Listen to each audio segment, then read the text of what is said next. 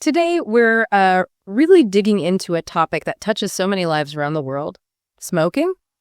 We've pulled together a stack of material you shared, including excerpts from something called The Perils and Pathways of Smoking and some related discussions. Right. Our goal is to unpack what the sources tell us, moving beyond just the health warnings we're all sort of familiar with, to truly understand this complex habit. That's right. This deep dive isn't just about, listing the bad things. It's about grasping the habit itself, the cultural and social threads connected to it, Yeah. the economic angle, and critically understanding why quitting is such a profound challenge for so many people. Exactly. We'll explore the different forms smoking takes, look at what the sources say happens inside the body when smoke is inhaled, and really dive into the often surprising and complicated reasons why people start in the first place, from external pressures to internal beliefs that might not quite align with reality. And importantly, the material you provided makes it clear the story isn't just about the individual smoker. We'll explore the ripple effects. Ripple effects, right. Yeah, on others through secondhand smoke, the environmental footprint, even how it impacts, personal relationships. Think of this as your guide to seeing the full picture of smoking, drawn directly from the insights in your sources. Okay, let's unpack this. Let's start with the very foundation. What are we talking about when we say smoking? Well, at its core, the sources define smoking as burning a substance, most commonly tobacco, and inhaling the smoke into the lungs. Okay. Tobacco, as you know, comes from a dried plant, typically prepared by rolling it into cigarettes. And what I found fascinating in the sources was the variety they mentioned beyond just the standard cigarette. It's not just one thing. Absolutely. Well, cigarettes, those small rolls in paper, are the most widespread form. The sources also detail cigars. Right, cigars. Bigger, yeah. Thicker, contain more tobacco, often associated with specific occasions. Pipes are mentioned too, where tobacco is burned in a bowl and the smoke inhaled through a tube. That's a form less common today, but still around. Then there are forms that seem, tied to cultural practices or have seen a recent surge in popularity. Right. Hookahs or shishas, for instance. Yeah. Those are water pipes used with flavored tobacco. Okay. They're popular in some cultures, often smoked communally, like in a group setting. Right. And sometimes people think they're safer, maybe. That's the perception sometimes, but what the sources emphasize here, which might surprise some, is that hookah smoking is stated to be just as harmful as smoking cigarettes. Wow. Okay. Yeah. And then, of course, the recent rise of electronic cigarettes or e-cigarettes, commonly called vapes. Which heat a liquid into vapor rather than burning tobacco. But the sources quickly add a crucial caveat about vapes, don't they? They certainly do. The material explicitly states that while they don't burn tobacco, vapes still contain nicotine. That's the addictive substance. The main one. The main one, yes. And other chemicals too. So the delivery method is different.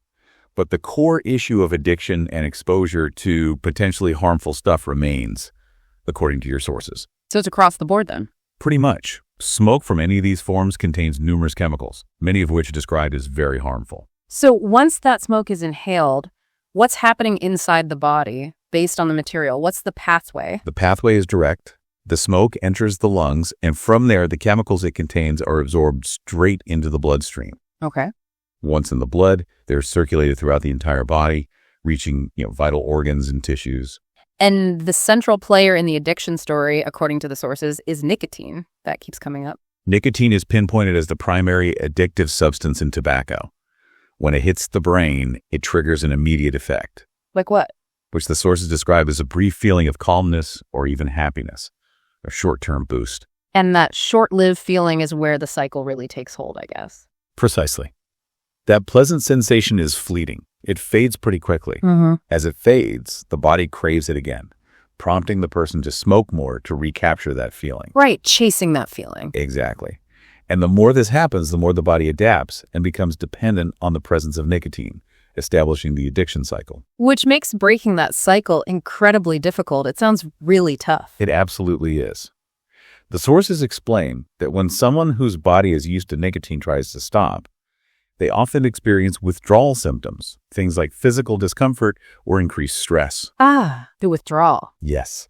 This nicotine withdrawal is highlighted as a major barrier, a big reason why quitting is often so very difficult. Okay, so we've covered the basics and what happens to the individual smoker. But the material you provided draws a really important line, showing that smoking's impact isn't confined to the person doing it. It goes beyond them. That's a key point emphasized in the sources, Yeah. Smoke doesn't stay put, it spreads into the surrounding air. When others breathe in the smoke, even if they aren't smoking themselves, it's called secondhand smoking or passive smoking. Passive smoking, right. And it significantly harms their health, too. And certain groups are specifically vulnerable, according to the sources. Who are they talking about? Yes, children, pregnant women, and older people are highlighted as being particularly susceptible to the dangers of secondhand smoke. Okay. For expectant mothers, smoking increases risks for the baby, like low birth weight or breathing problems later on. That's serious. Very. And babies living in homes with smokers are more likely to suffer from things like asthma or frequent respiratory infections, like colds. So it's really not just about personal choice then. Breathing in smoke from others has tangible, serious health consequences. That's a direct takeaway from the material, absolutely. Now, here's a part of the sources that I found really insightful. Despite all the known health risks, millions of people still start smoking, which just raises this huge question, why? Why does someone take that first puff and what keeps them going? That section is fascinating because it really unpacks the complexity. The sources show there isn't just one single answer. It's more like a web of influences. A web, okay. Yeah, involving their environment, friends, specific situations, and even internal feelings. Often, that first time happens at a particular moment, or it's driven by some temporary feeling, not really a deliberate decision to become a regular smoker. Let's explore some of those influences the material lays out. Exposure seems like a significant one, just seeing it around. Definitely. Seeing smoking around you, especially growing up, kind of normalizes it. Makes it seem normal, yeah. The sources note that if family members smoke, it can make the habit seem less strange or bad, just a routine part of life, which can lower barriers to trying it later on. And the classic one, friends and peer pressure, that comes up a lot. Oh yeah, this is a powerful driver, particularly for young people.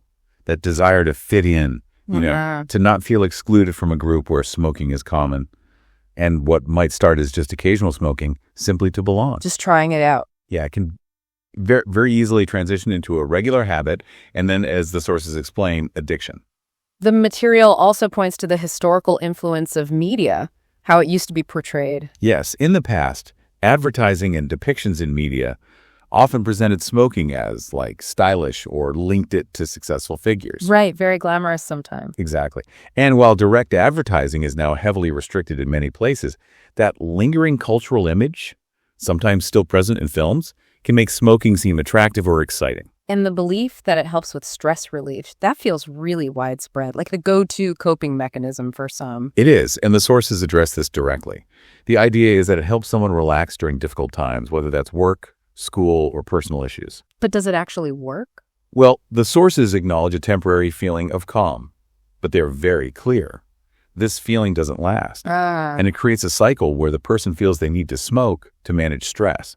Smoking doesn't actually remove the stress, it just layers the stress of addiction on top of the existing problems. So it's a false friend, basically. In a way, yes. Curiosity is listed as another starting point. Just wondering what it's like. Simple curiosity, yeah. Simply wanting to know what it feels or tastes like. The danger here, highlighted by the sources, is that trying it just once.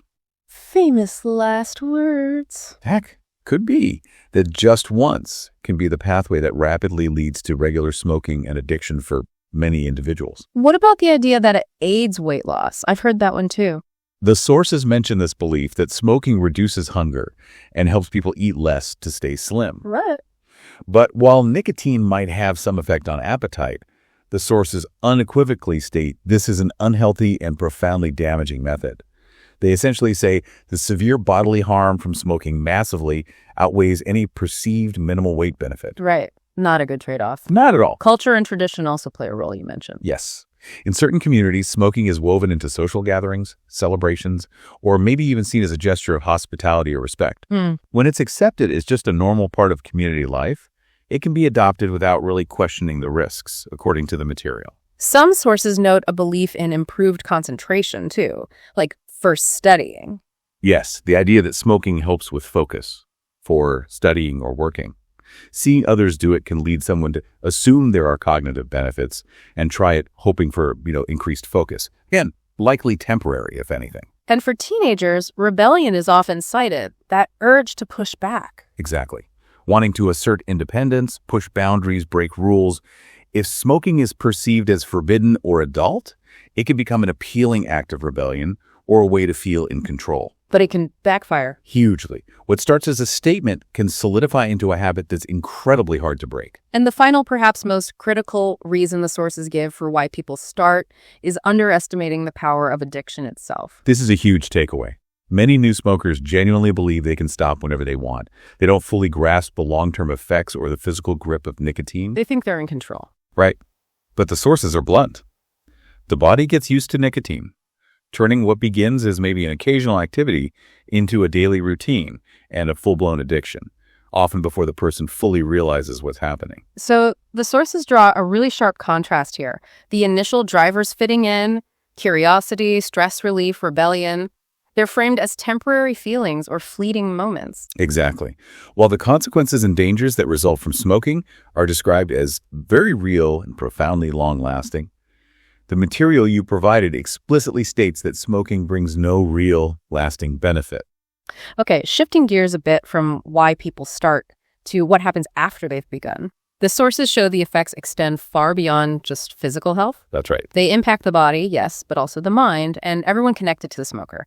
These changes might not be immediate, but they definitely alter things over time. That's a good summary. We're looking at changes to health, certainly, but also relationships, daily life, and even the broader environment. The financial impact is massive, according to the material. That really stood out. It really is. Cigarettes are expensive. The sources point out that smokers spend substantial amounts of money each month. Adds up quick. Oh yeah, adds up to thousands over the years. This money, the sources suggest, could be directed towards better things, like healthy food, travel, education, savings.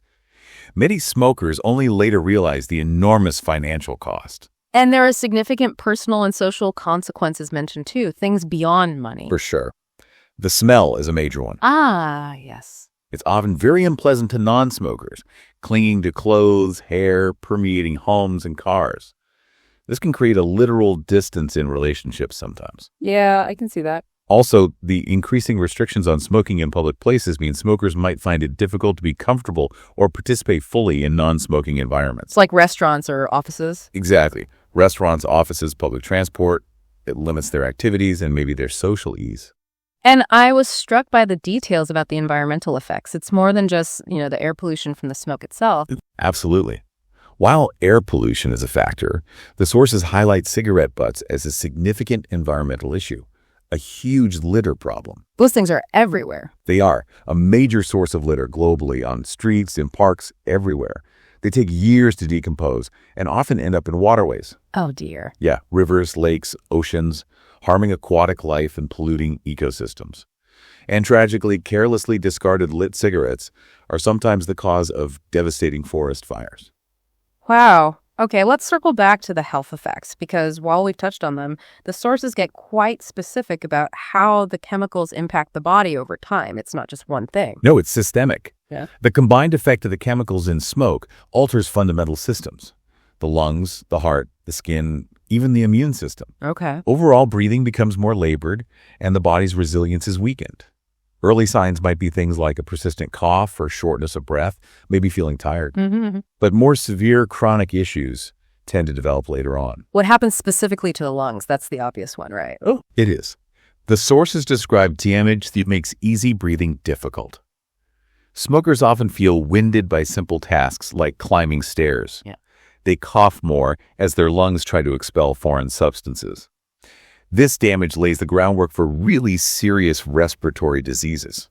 And the impact on the heart. How does that work? Well, the heart is forced to work harder, and it becomes weakened over time.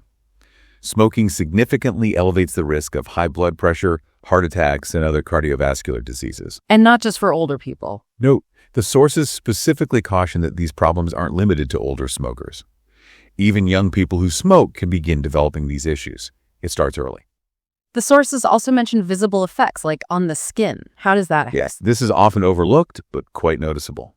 Smoking accelerates skin aging. Right. The sources note that smokers tend to develop wrinkles earlier, and their skin can appear dull, dry, lose its natural radiance. That's partly due to reduced oxygen flow. So they might look older. They can end up looking older than their actual age, yeah. And the body's defense system is compromised too, the immune system. That's correct. The immune system, which protects against illness, is weakened. The sources indicate that smokers tend to get sick more frequently. Catch more colds. Yeah, catch more colds, get the flu more easily, and take longer to recover. Reduced blood flow also means wounds, and cuts heal more slowly. Hearing all of this, quitting smoking can sound incredibly daunting, especially if someone has been smoking for years. It sounds like a mountain to climb. It's certainly presented as a significant challenge in the sources, no doubt. However, they also offer a really powerful message of hope. Okay. Which is that many people have successfully quit smoking, and the positive impact on their lives is described as profound. It is possible. What are some of the immediate benefits the sources highlight once someone stops? Like, what happens quickly? The material is quite encouraging here. It states that the body begins to heal remarkably quickly after quitting. Really? How quick? Well, breathing starts to become easier fairly soon, energy levels tend to rise, and importantly, the risk of developing serious diseases begins to decline almost immediately. Wow, that's fast. It is. Appearance improves too. Skin starts to look healthier, and senses like taste and smell, which get dulled by smoking, often return quite quickly. Oh, I bet food tastes better. Probably does. And of course, the money saved can be used in much more positive ways. That's a tangible benefit right away. So it requires effort, clearly, but the results are tangible and swift. What about the process and support? Does it talk about how to do it? It does. The sources emphasize that quitting requires determination, but is significantly aided by support. Setting a clear goal is important. Okay. As is enlisting support from family and friends, people around you. Makes sense. The material also mentions helpful tools like nicotine patches, nicotine chewing gum, or professional counseling. There's help out there. And two distinct approaches to quitting are mentioned in the sources, right? Different ways to go about it. Yes, one is quitting immediately and completely. That method is often referred to as going cold turkey. Cold turkey. That term is specifically defined in the sources as stopping something abruptly and totally, just stopping. Right. And the sources generally describe cold turkey as potentially the hardest way to quit smoking because of the sudden onset of withdrawal symptoms. It can be quite intense. Okay, so what's the alternative? The alternative approach mentioned is quitting gradually or cutting down. Cutting down meaning to smoke less over time. The sources know that's a phrase also used for reducing other things like carbs or salt, right? Exactly. Reducing intake. And the sources make the point that regardless of the method, cold turkey or cutting down every small step taken towards quitting is a positive move toward a healthier life. Any reduction helps. Another interesting layer the sources provided, almost like a bonus, is a sort of mini vocabulary list. Yeah. Giving us specific terms people use when talking about smoking and quitting. It gives you a feel for the everyday language around the topic. It does. They know terms like pack of smokes as a common way to refer to a box of cigarettes, typically containing 20. Right. And ashtray. Ashtray for the container used for ash, yeah. Pretty straightforward. We already mentioned cut down for reducing the amount smoked. Right. And light up is the phrase for starting to smoke a cigarette using a flame. Okay. Willpower is used to describe that mental strength needed to resist temptations. Like the urge to smoke. Exactly. Like the powerful desire or urge to smoke, that strong, often physical impulse, which the sources mention is similar to a craving. And cold turkey, which we discussed in the context of quitting immediately, is presented as generally the most challenging method, according to the sources. Yeah, often the toughest route. Finally, cracking down is a term used in the sources. Cracking down? How so? To describe when authorities or governments become more strict or forceful in stopping something, like implementing and enforcing bans on smoking in public places or tackling drunk driving, that kind of thing. Okay. Enforcement. So, putting all of this together, what does this deep dive really show us? It's clear from your sources that smoking is far, far more than just a personal habit. It's incredibly complex. Deeply complex, yeah. Intertwined with health, definitely. Yeah. But also finances, relationships, the environment, culture, and even the very language people use to discuss it. We've seen how people start for such a variety of reasons, often tied to temporary feelings or external pressures that, as the sources make really clear, pave a path to serious, long-lasting consequences. Without any real enduring upside. That contrast is stark. And this is where the narrative in the sources takes a hopeful turn, doesn't it? Despite the powerful pull of addiction and the many influences to start. Yeah. The material strongly emphasizes that quitting is absolutely possible at any time, and it brings substantial benefits, allowing the body to embark on this process of pretty rapid healing. That possibility of recovery is a really strong message throughout. It really is. This leaves us with an important question for you, the listener, to consider. Given the distinct contrast the sources draw between the fleeting nature of the perceived benefits of smoking and its profound, lasting impacts, both negative if continued and positive if stopped, how does this comprehensive understanding shift your perspective on personal habits and maybe public health efforts aimed at addressing something like smoking?